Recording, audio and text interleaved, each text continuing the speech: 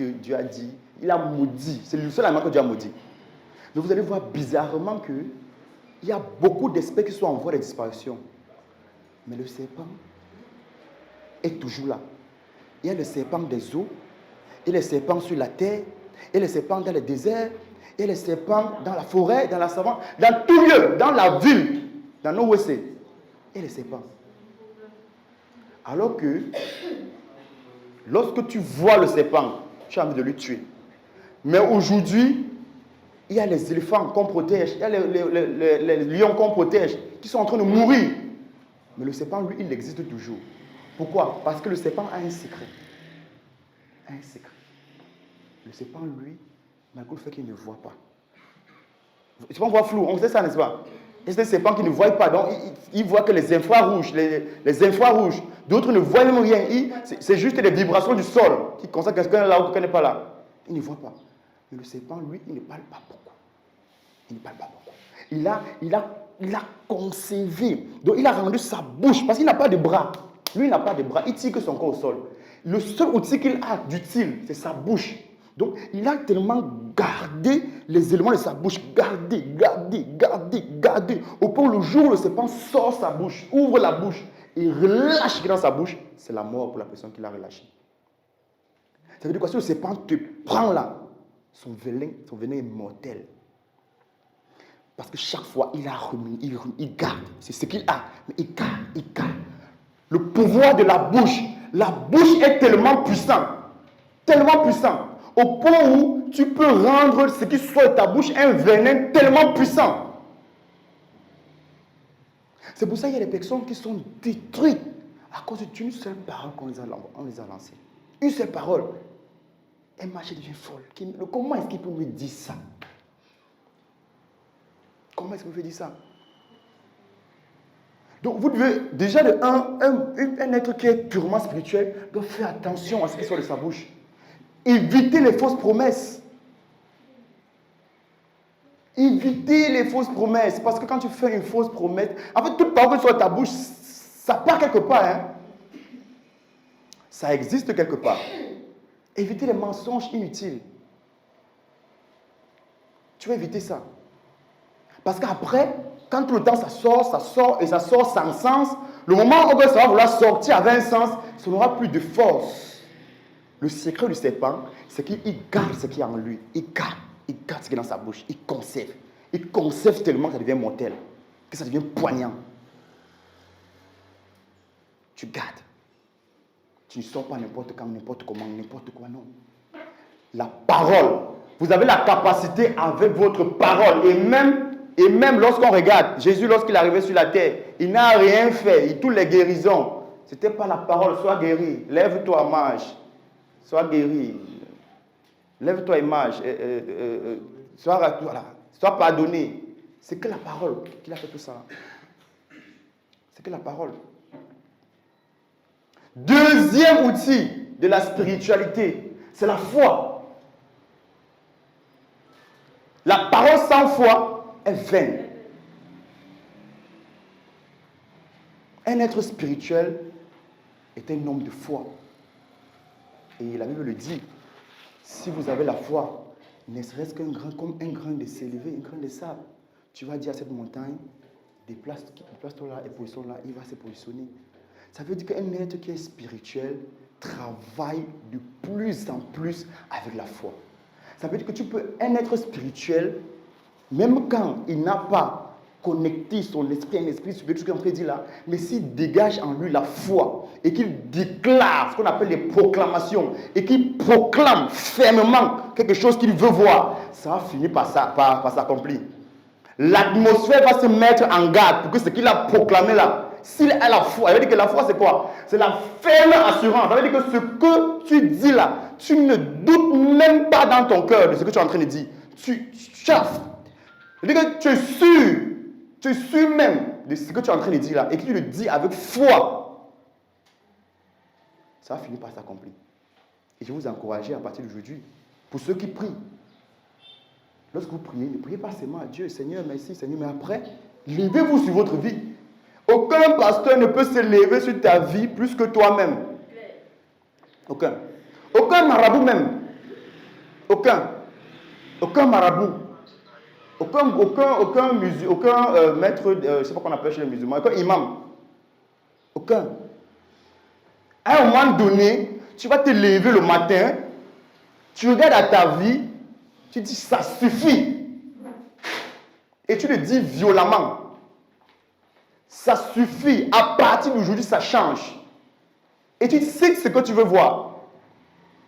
Même au niveau de la discipline, au niveau, en dehors même des réalisations, mais au niveau de la discipline, au niveau des comportements, au niveau des habitudes, tu dis, désormais, je suis une personne disciplinée. Tu parles à l'esprit. Tu parles à l'esprit. Quand ton esprit est fort, ta chair suit ton esprit. Ta chair est maniable, il suit ton esprit. Je suis une personne prospère. Je m'assois à la table d'écran. Je vais saluer les présidents. Je vais prendre des décisions qui vont changer les directions de ce monde. N'ayez pas peur de parler sur vos vies. De parler, encore plus pour ceux qui ont les enfants, ça c'est grave. Parce que j'ai envie de dire, si tu as les enfants, tu ne parles pas sur la vie de tes enfants, certains vont parler sur la vie de tes enfants. Ça veut dire que quand tu vas envoyer ton enfant à l'école, la maîtresse va lui dire, tu es trop bête. Enfant idiot. Ça a l'air banal. Mais toute parole a un pouvoir. Et si l'enfant-là n'a pas une parole, du moins l'autorité spirituelle sur l'enfant-là, n'a pas déclaré une parole supérieure à cette parole-là, hein, ceux qui sont seulement je me lève, je vis, je dors, je vis, automatiquement cette parole se colle à la vie de l'enfant. Et tu ne sais pas comment ton enfant comment devenir idiot. C'est trop calme de la salle. Et ça va? Ça va. Hello? Aïe. Pourquoi le deuxième? Hello? Aïe. La foi. La foi. Soyons des hommes de foi en 2026. Quand le ton puissant dit, nous allons faire 1 milliard de chiffre d'affaires. 1 milliard. Et on va le faire. On ne compte pas sur vous. Je ne sais pas, on compte sur tout le monde, mais on ne dépend pas de vous pour le faire. On va le faire. 1 milliard de chiffre d'affaires. On va partager plus de 4 terrains. Plus de 4 terrains. Au moins 2 voitures. 2 à 6 voitures seront partagées à la fin d'année. Ça, c'est acclamé.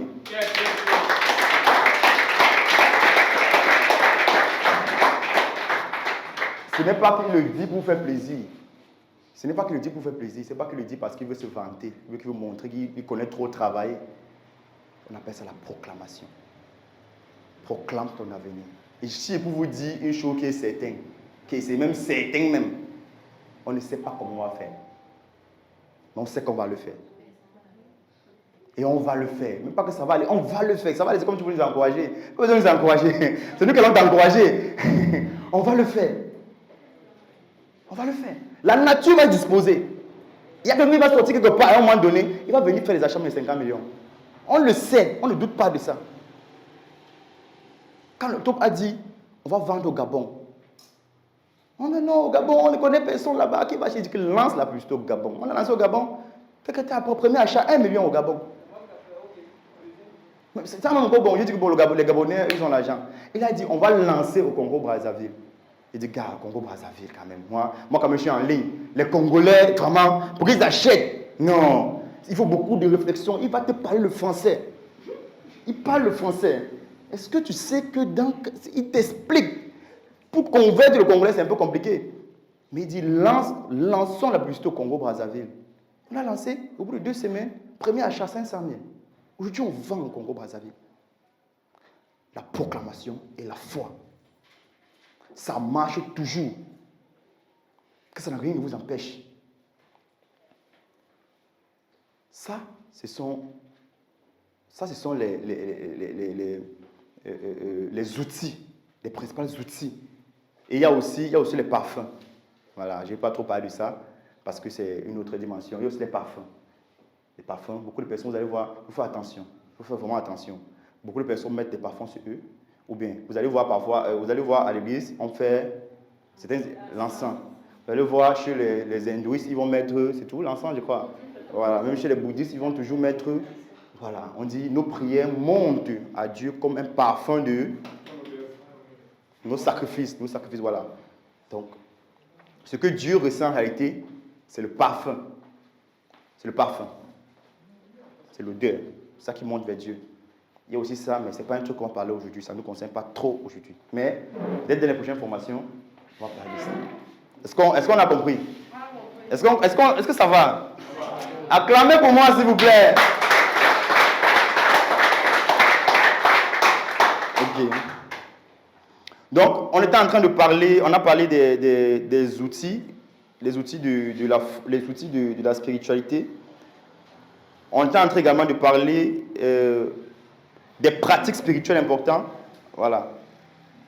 Les pratiques spirituelles, parmi les pratiques, j'ai cité le jeûne. Et en parlant de la prière, je voulais vous montrer l'importance de la prière, que j'ai parlé des outils, parmi lesquels la parole. Est-ce qu'on comprend? Donc la prière est également importante. Dans toutes les spiritualités, il y a des rites de prière. Vous allez voir, pendant la prière, qu'est-ce qu'on fait? On déclare des paroles avec foi. Pour certains, ils déclarent des paroles avec foi et ils mettent des parfums. N'est-ce pas? Ça, n'est-ce pas? Donc la prière est importante. Le jeûne est important. Après le prochain programme, la méditation. La méditation. On nourrit l'esprit par la méditation. L'esprit a besoin d'être, à la fin, l'esprit a besoin d'être continuellement nourri. Tout le temps, vous nourrissez votre chair. Quand est-ce que tu nourris ton esprit? C'est pour ça que vous avez l'impression que certains sont supérieurs à vous. C'est parce que l'esprit est plus mûr que vous. C'est ce que je suis dire. On nourrit un être humain normal doit continuellement être en train de lire, de méditer, de réfléchir. Parce qu'en réalité, et pour ça qu'on nous encourage à lire la Bible, c'est pour les chrétiens, mais pas seulement la Bible, vous lisez plusieurs livres. Parce qu'en réalité, lorsque vous lisez, vous remettez, pour certains qui savent faire la lecture, je ne parle pas de juste, voilà, se divertir. Je parle de ceux qui se concentrent dans la lecture, qui font ce qu'on appelle la méditation. Vous nourrissez, vous donnez les informations à votre esprit. À un moment donné, ces informations-là seront utiles au point où lorsque vous serez bloqué quelque part, votre esprit va chercher dans ce que vous savez, dans ce que vous avez. Et il va vous le donner. Il va l'orienter, il va vous donner. En fait, ça sera vraiment compliqué. Et ça, je le dis, pour une personne qui n'est pas vraiment hautement spirituelle, ça sera compliqué pour vous d'imaginer ou bien de réaliser intellectuellement quelque chose sans que votre esprit n'ait assez chargé. Votre propre esprit, je ne parle pas d'une autre dimension. Il y a des révélations que l'esprit nous donne, mais de nous-mêmes, quand nous-mêmes on réfléchit à quelque chose, si on veut réaliser quelque chose qui est grand, il faut que notre esprit soit chargé. Et pour le charger, ça passe par la méditation. Vous devez lire des livres sur la foi. Lisez, remplissez votre esprit, nourrissez par des choses positives, par des choses instructives, par des choses qui vont vous aider à avancer. La méditation, c'est très important.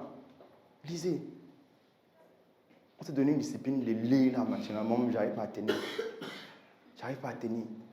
Je dis franchement, quand tu as la grâce de marcher avec une personne comme le top ICD, c'est le cardio. C'est le cardio. Tu finis à lire, ça dit non, lisons ceci, car je suis fatigué. Il veut dormir. Mais c'est important. Et c'est quoi, c'est quoi? C'est qu'au début, vous avez l'impression que vous ne savez rien. Au bout de 5 ans, vous avez l'impression que vous êtes super intelligent. Super intelligent. Et il y a certains trucs que vous avez du mal à dépasser, que parce que vous avez reçu, du moins vous avez lu par rapport à ça, ça devient facile de traverser. Je veux dire quoi? Si par exemple tu as un problème avec la procrastination, à défaut d'écouter les coachs qui vont te dire lève-toi à 5 heures, tu peux le faire, vas-y. À défaut de le faire, commence à lire un livre. Cherche un livre sur la procrastination. Comment vaincre la procrastination? Lis ça, relis encore, relis. Tu vas te donner de la force. Tu vas comprendre. À un moment donné, tu vas constater que c'est comme tu as eu la révélation sur la chose. Tu as découvert la capacité de surmonter ça. Parce que ton esprit est devenu fort sur le domaine-là. Sur chaque chose que vous avez du mal à vous détacher, que vous avez du mal à avancer, cherchez le livre conscience là. Lisez, relisez, méditez dessus. Ça va muscler votre esprit et ça va vous donner la capacité de dépasser ça. Ça va vous aider à aller beaucoup plus vite. Est-ce qu'on comprend? Est-ce qu'on est ensemble? Voilà. Donc ça, c'est quelques pratiques spirituelles que vous pouvez faire. Donc après, bien évidemment, on va voir quelques lois spirituelles qui sont aussi très importantes pour entrepreneurs. Alors, pour terminer, hein, pour encore enchérir sur les pratiques spirituelles, on peut également encore parler de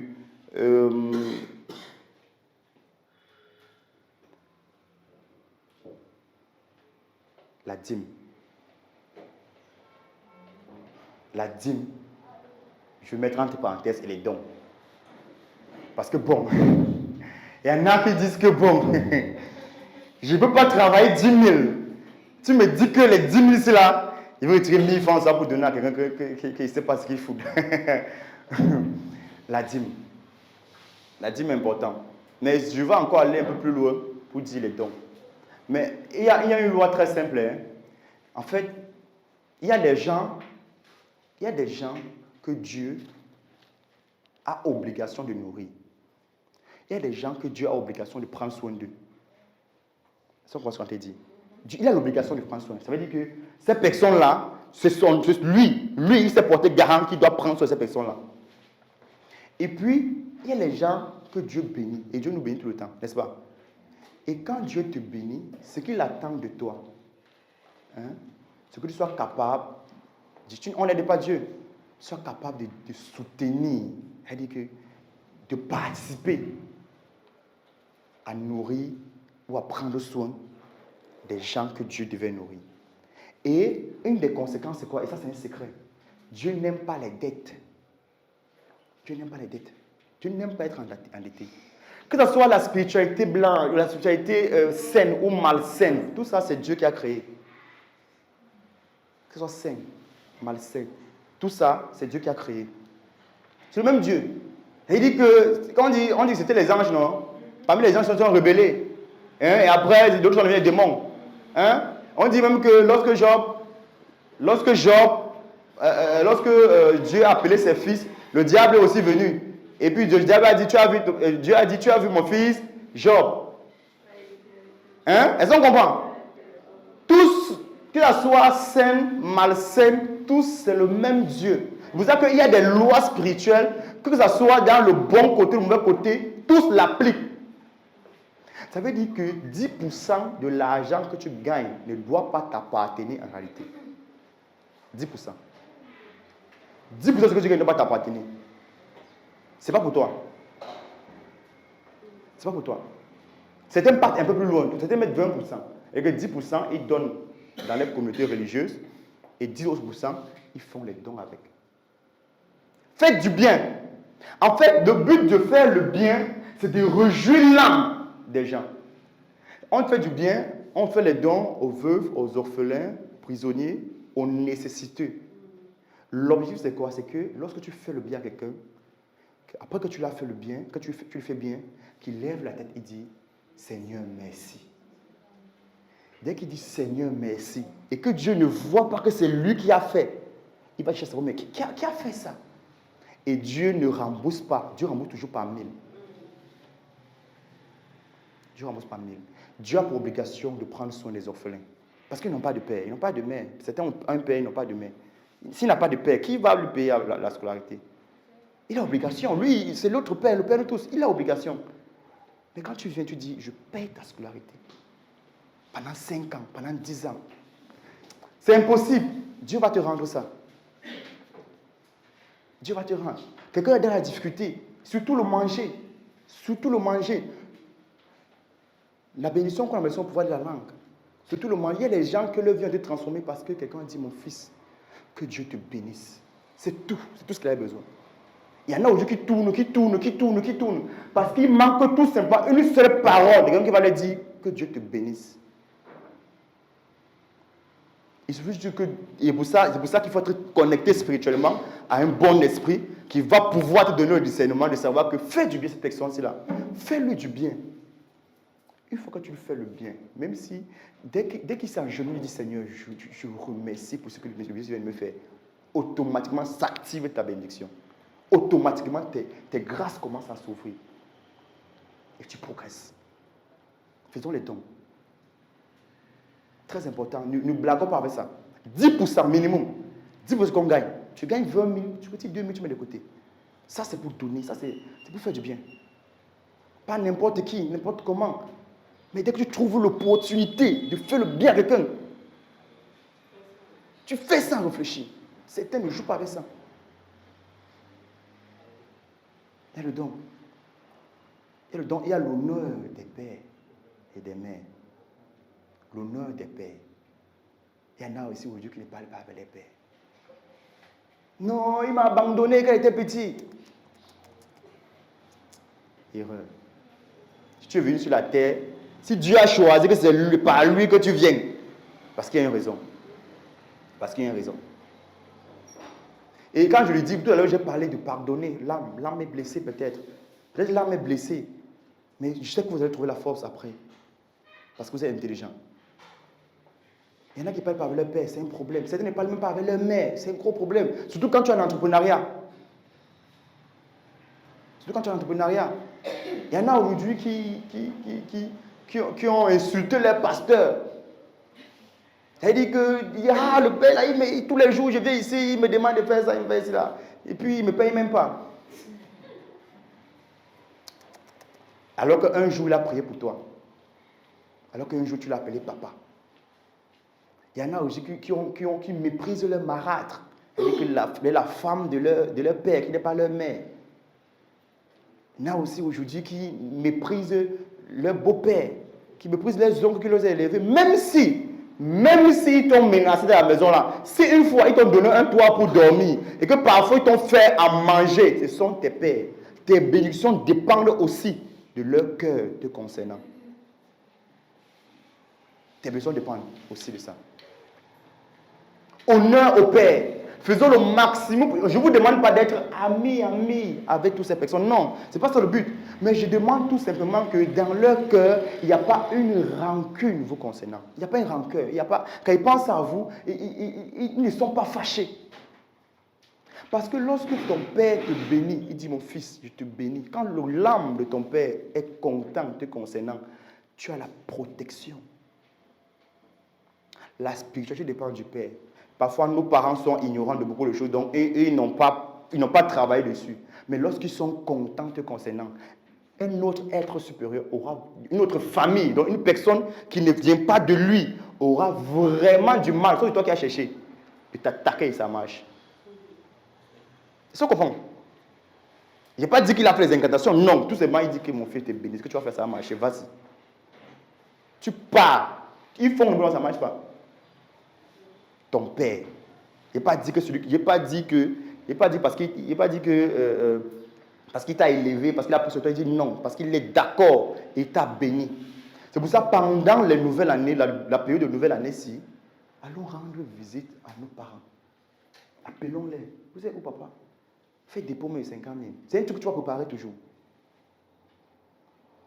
À maman, quand maman dit mon fils, je te bénis, ce que tu vends, ça passe. Surtout au niveau surtout pour les entrepreneurs. Quand ta mère est contente avec toi, est contente de ce que tu fais, on appelle les portes sont ouvertes, en fait. Les portes sont ouvertes. C'est très important en entrepreneuriat. Et aussi, il y a les pasteurs, il y a ceux qui nous ont soutenus, les pères qui nous ont aidés à grandir et tout ça. Soyons reconnaissants avec eux et honorons-les toujours. Il y a les pères, il y a les pères aussi, et ça c'est le prochain point qu'on va voir. Quelques lois spirituelles. Hello? Hi. Hello?